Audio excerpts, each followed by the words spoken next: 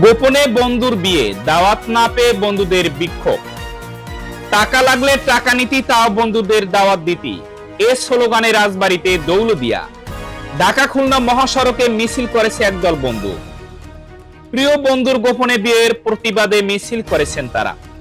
শুক্রবার 15 মে বিকেলে এসএসসি 2015 ব্যাচের একদল বন্ধু ব্যানার ও প্লেকার্ড হাতে নিয়ে এই অভিনব বিক্ষোভ ও মানববন্ধন কর্মসূচি পালন করেন। বন্ধুদের দাবি, তাদের দীর্ঘদিনের প্রাণের বন্ধু শাকিল শেখ তাদের কাউকে কিছু না জানিয়ে বিয়ের পিঁড়িতে বসেছে। বিয়ের সব আনুষ্ঠানিকতা শেষ করে যখন ঘর সংসার শুরু করেছে, তখন বন্ধুরা খবরটি জানতে পারে।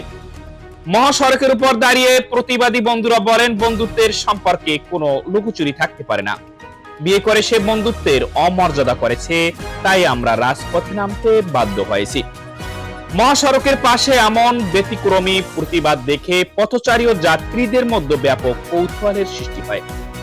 অনেকেই গাড়ি থামিয়েই এই মজার দৃশ্য উপভোগ করেন এবং ছবি তোলেন। মুহূর্তের মধ্যেই এই বিক্ষোভ চাঞ্চল্যকর সৃষ্টি করে।